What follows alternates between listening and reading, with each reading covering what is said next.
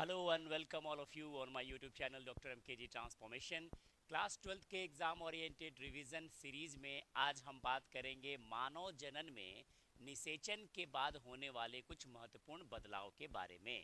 या गैमेट के फ्यूजन को हम फर्टिलाइजेशन कहते हैं, निषेचन कहते हैं। और यह जो निषेचन होता है वो आंतरिक होता है, जो मादा के फेलोपियन ट्यूब में विकसित होता है। और एग्जैक्ट इसका लोकेशन होता है एम्पुला और इस्थमस के केंद्र पे। निषेचन के बाद यानी स्पर्म और ओवम के फ्यूजन के बाद जो सबसे पहली संरचना बनती है उसे हम कहते हैं जाइगोट। और यह जो जाइगोट होता है वह द्विगुणित होता है, डिप्लॉइड संरचना होती है।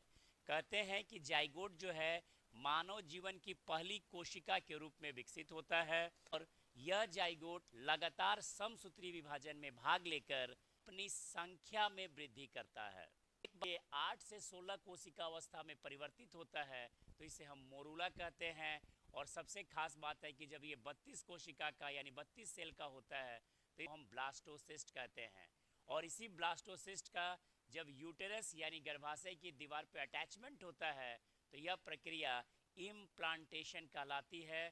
और सही मायने में प्रेगनेंसी की शुरुआत इम्प्लांटेशन से होती है। ये जो ब्लास्टोसिस्ट जो 32 सेल का होता है इसके दो मुख्य भाग होते हैं। बाहरी भाग ट्रोफोब्लास्ट कहलाता है और अंदर का भाग इनर सेल मास के नाम से जाना जाता है।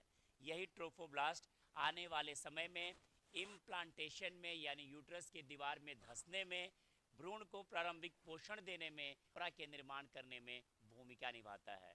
जबकि इनर सेल मास इम्ब्रियो बनाने में, भ्रूण बनाने में एक बहुत इंपॉर्टेंट रोल प्ले करता है।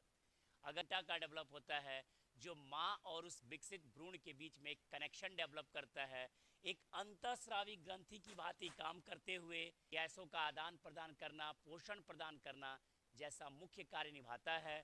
और हार्मोन एग्जाम में पूछे जाते हैं कि इसके द्वारा HCG, HPL जैसे हार्मोन स्रावित किए जाते हैं। Human chorionic gonadotropin, human placental lactogen, estrogen तथा प्रोजेस्टेरॉन इत्यादि। वहाँ पे जर्म लेयर का निर्माण होता है और इस जर्म लेयर निर्माण की प्रक्रिया को हम गैस्ट्रुलेशन कहते हैं। 3 प्रकार की जर्म लेयर इक्टोडर्म, मीजोडर्म तथा इंडोडर्म विकसित होते हैं। और अगर इनकी एक्टोडर्म जो बाहरी परत है उसके अंतर्गत मस्तिष्क और तंत्रिका तंत्र विकसित होते हैं।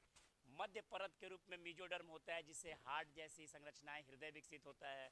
और इंडोडर्म के अंतर्गत आंतरिक परत में हमारे श्वसन तंत्र इत्यादि